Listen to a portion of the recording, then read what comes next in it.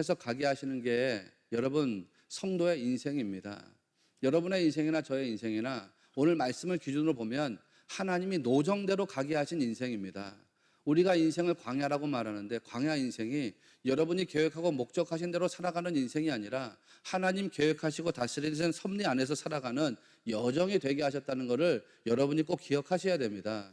그래서 이 인생이 진짜 편한 인생 되려면 계획하신 분의 뜻을 따라서 갈 때 인생이 편안해지는 거예요.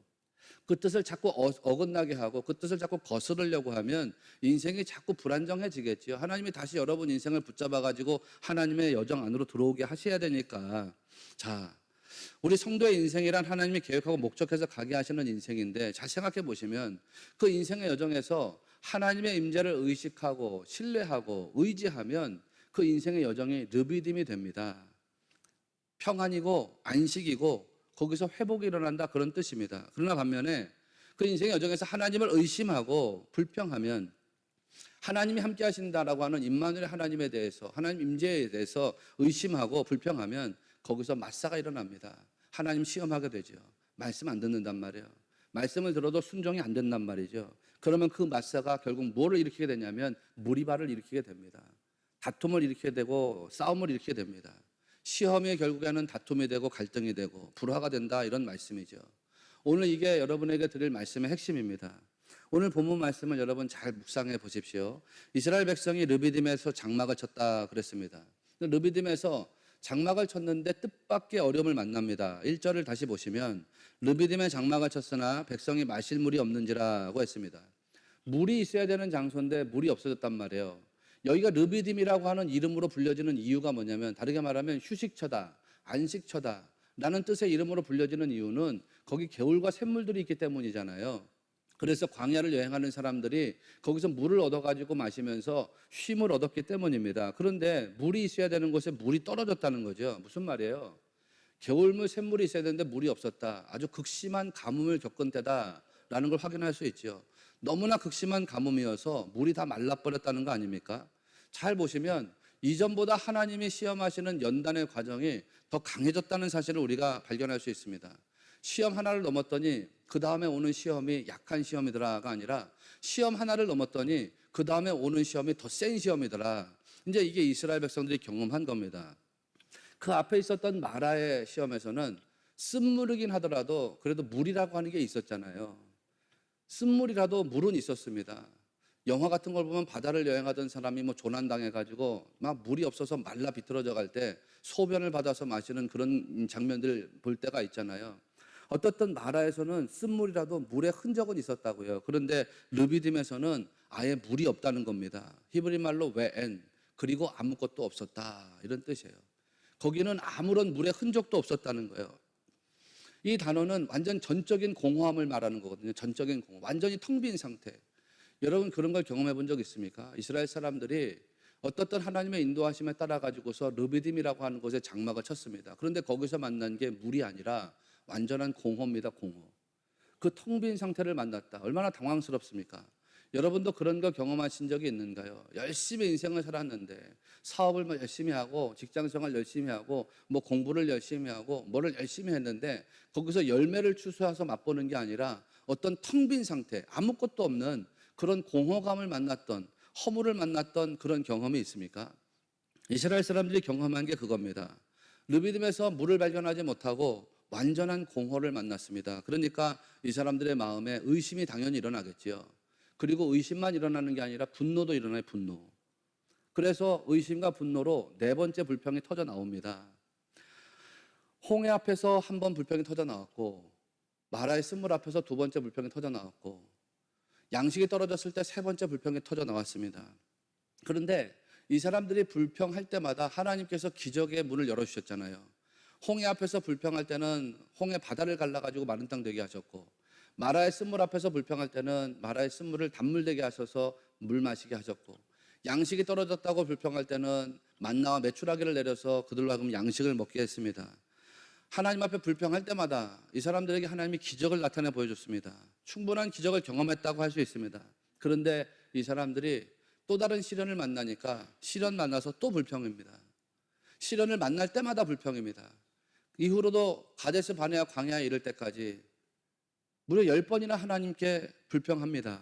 사람들이 그렇지요. 하나님은 돌 던지는 사람을 사용하겠습니까? 기도하는 사람을 사용하겠습니까? 어떤 사람 쓰시겠어요? 돌 던지는 사람 쓰시겠어요? 기도하는 사람 쓰시겠어요? 기도하는 사람 쓰시겠죠. 이게 여러분 돌 던진다고 하는 게 처음에는 불평과 원망일지 모르는데 시작은 불평, 원망으로 시작할지 모르겠지만 이게 조금씩 커지다 보면 싸움이 됩니다. 싸움이 됩니다. 오늘 본문을 보면 그런 게 보입니다. 르비딤에서 이스라엘 사람들이 모세를 향해서 더 거친 감정을 토해내는 것을 우리가 확인할 수 있습니다. 앞서 이스라엘 사람들이 출애굽 이후에 모세에게 원망할 때는요, 모세에게 이야기할 때는 그냥 원망하고 불평했습니다. 예를 들면 홍해바다 앞에서 야, 너 우리를 여기까지 인도해가지고 왜 여기서 죽게 하느냐라고 할 때 성경은 그들의 심리 상태를 드러내지 않습니다. 그들이 어떤 원망을 했다라고 하는 표현을 사용하지 않아요. 그냥 모세에게 우리가 여기 와서 죽게 되었다라고 하는 이야기만 합니다. 그런데 두 번째부터는 감정이 나와요. 출애굽기 15장 24절 말씀을 보면 마라의 스물 앞에 있을 때는 백성이 모세에게 원망하여 이르되 우리가 무엇을 마실까 하매라고 합니다. 이제 백성들이 원망하는 이야기를 했다라는 말을 하는 거죠. 그리고 출애굽기 16장 2절을 보면 양식이 떨어져서 불평할 때도 이스라엘 자손 온 회중이 그 광야에서 모세와 아론을 원망하여라고 했습니다. 두 번째, 세 번째 불평할 때는 원망하는 마음을 담아서 불평했다는 거예요.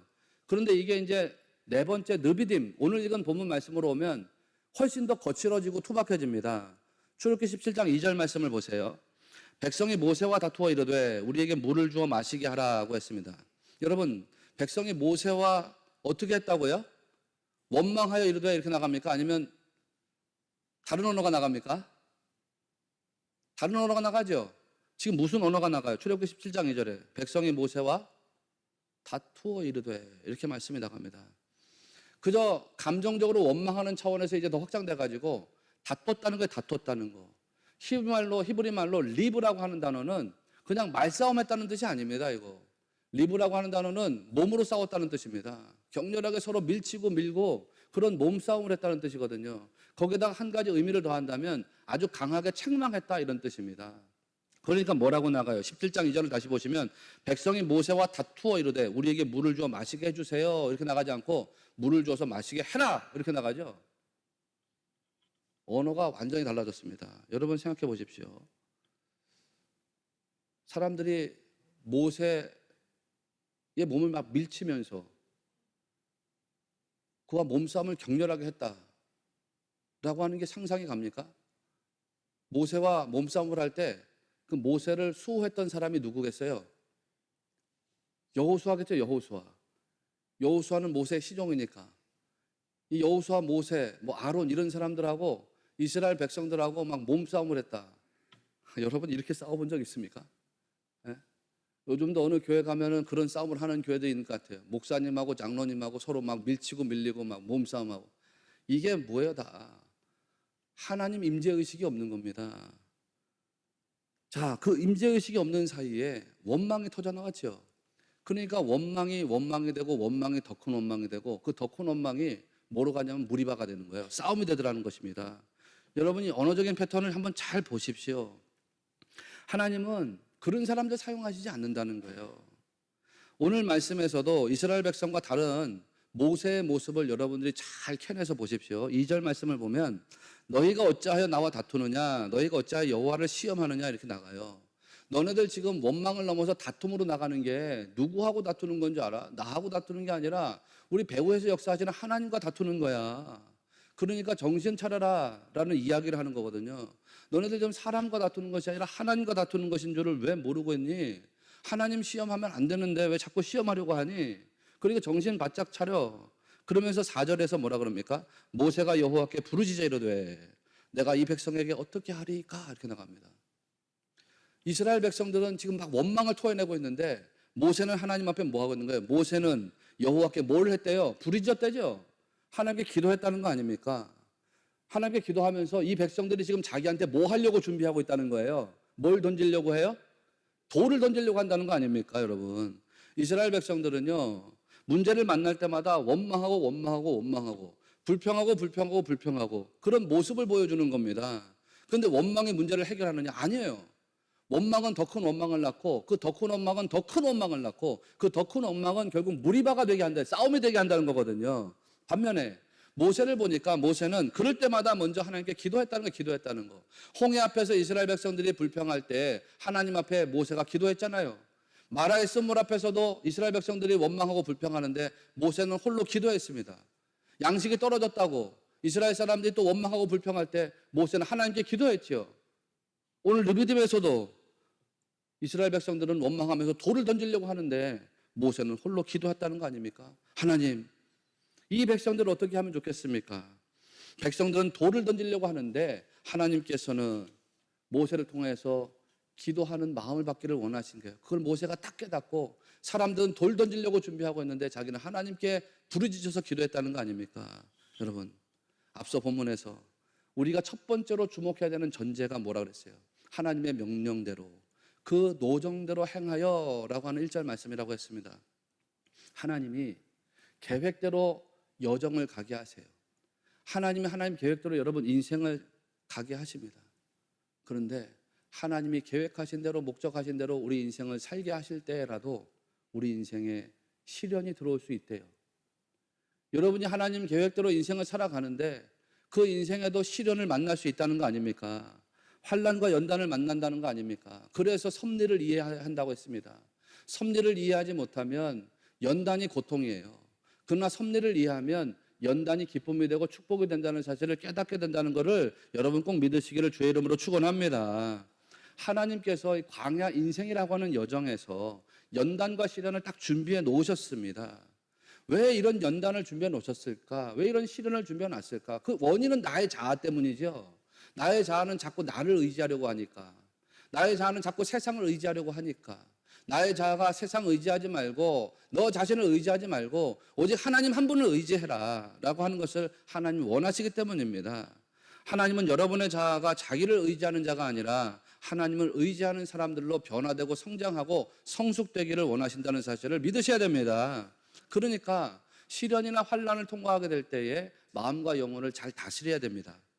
거기서 돌 던지는 자가 되려고 하면은 쓰임받지 못하겠지요. 돌 던지는 자가 되려고 하면은 하나님 약속의 땅을 받지 못하겠지요. 돌 던지는 자가 되면은 하나님께 영광도 칭찬도 되지 못하겠지요. 그러나 반면에 돌 던지는 자가 아니라 기도하는 자가 되면 하나님께 쓰임받는 자가 되겠지요. 기도하는 자가 되면 약속의 땅을 받는 사람이 되겠지요. 기도하는 자가 되면 하나님께 칭찬과 영광 받는 자가 되겠지요. 그러니까 여러분, 돌을 던지는 자가 아니라 기도하는 성도들이 되시기를 바랍니다. 그러면 그 기도를 통해서 하나님이 가게 하시는 인생의 여정이 성장하는 과정이 되게 하시는 거예요. 성장하는 과정. 이스라엘 백성들 광야를 가게 하신 이유는 그 사람들을 성장시키려고 하는 목적 아닙니까? 망하게 하려는 목적이 아니라 성장하게 하려는 것입니다. 성장하고 변화되게 하는 거. 이게 하나님의 목적과 섭리거든요. 하나님이 어디까지 성장되기를 원했냐면 여호수아나 갈렙처럼 성장되기를 원하신 겁니다. 내가 보니 여호수아나 갈렙은 너무나 훌륭한 사람들인데 우리가 어떻게 그 사람들의 지경까지 도달할 수 있습니까? 여러분 스스로의 힘을 의지하지 말고 성령님을 의지하십시오. 하나님의 임재 도우심을 의지하십시오. 그러면 성령님이 여러분의 믿음을 갈렙처럼 여호수아처럼 세우신다는 사실을 꼭 믿으시기를 주의 이름으로 소망합니다. 그래서 나를 버리는 거죠. 광야 살아가면서 나 버리고 하나님 의지하는 거예요. 그러면 어느 순간 우리가 여호수아처럼 갈렙처럼 나는 연약하지만 능력이신 하나님이 내 안에 들어와서 나로 하여금 그런 인물이 되게 하고 존재가 되게 하신다는 것을 꼭 믿으시기를 바랍니다. 이 섭리가 깨달아져야 돼요. 그래야 약속의 땅을 받는 것입니다. 이 다윗이 시글락이라고 하는 곳에서 임시 처소를 만들어 가지고 용병 대장 생활을 했지 않습니까? 사무엘상 30장 말씀 보면 이 시글락에서 용병 대장 생활하다가 400명의 용병 대원들 데리고 블레셋 군대에 참전을 선언해서 유다하고 싸우려고 했죠.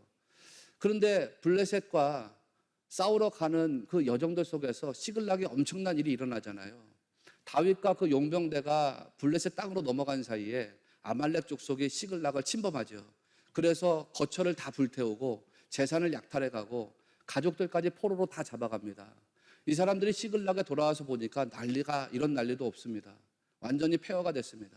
재물이고 가족이고 다 사라졌습니다. 그래가지고 사람들이 어떻게 하려고 그럽니까? 절망하지요. 낙심하지요. 사람들이 절망하고 낙심하니까 뭐를 찾아요? 그쯤 되니까 원망할 대상을 찾아요. 원망할 대상을. 여러분, 사람들이 그렇지 않습니까? 무슨 일이 잘못되고 힘들고 어려워지면 원망할 대상을 찾습니다. 인간은 참 연약해요, 본성이. 나쁘게 얘기하면 본성이 약해요. 가정이 좀 어려워지면 힘들어지면 아우, 나 때문에 이렇게 된 거야 라고 생각하지 않고 당신 때문에 이렇게 된 거야.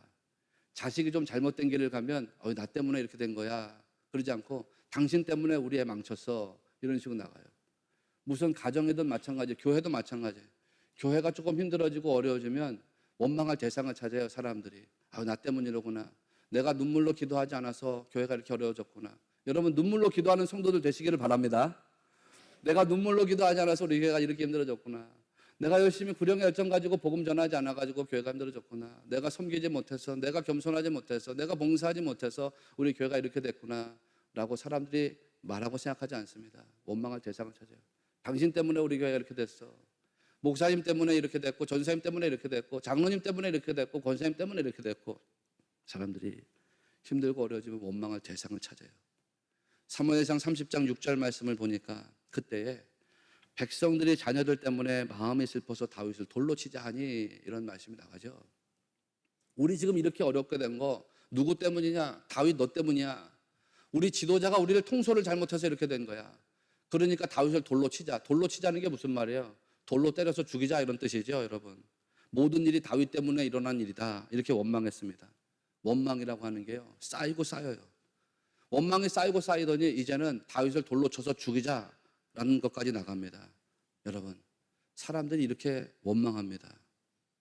그렇게 사람들이 원망할 때 다윗은 뭘 했습니까? 다윗은 뭘 했어요? 제사장에게 에봇을 가져와라 명령하죠. 그리고 에봇을 입고서 하나님께 기도하잖아요. 기도. 사무엘상 30장 8절 말씀 보면 다윗이 여호와께 묻자와 이르되 그렇게 나가요. 에봇을 입고 하나님께 묻자와 이르되, 하나님께 기도했다는 뜻이죠. 내가 이 군대를 쫓아가리이까? 그랬더니 하나님이 그에게 응답하십니다. 여호와께서 그에게 대답하시되, 응답하셨다는 뜻이죠. 여호와께서 그에게 대답하시되 그를 쫓아가라. 내가 반드시 도로 찾고 따라잡고 다시 그걸 다 되찾을 거야. 도로 찾을 것이다. 이렇게 말씀하신단 말이에요. 다윗이 하나님께 기도하고 응답받은 대로 순종합니다. 그리고 결국 아말렉 쫓아가서 그들과 싸워가지고 이기고, 가족도 재물도 다시 다 되찾아오잖아요. 재물이 어떤 거 하나도 손상되지 않았고, 포로로 끌려갔던 사람들 어떤 사람 하나도 손상되지 않았다는 겁니다. 여러분, 기억하십시오. 원망은 원망을 낳고, 그 원망은 더 큰 원망을 낳고, 결국에는 무리바 싸움을 낳을 뿐입니다. 가족들 생활하면서 부모가 자식을 원망하고, 자식은 부모를 원망하고, 남편은 아내를 원망하고, 아내는 또 남편 원망하고, 누구를 원망하는 그런 삶은 결국 불화가 일어날 뿐이에요. 싸움이 일어날 뿐이에요. 여러분, 가정생활에서 원망하는 거 있으면 다 없애버리십시오. 교회에서도 원망이 나올 것 같으면 그거 다 없애버리십시오. 여러분, 어떤 사람이 쓰임받고, 어떤 사람이 칭찬받고, 어떤 사람이 영광받고, 어떤 사람이 약속의 땅을 받아서 누리게 되는가요? 너무 분명하지 않습니까? 오늘 말씀해 보면 기도하는 사람입니다. 기도하는 사람.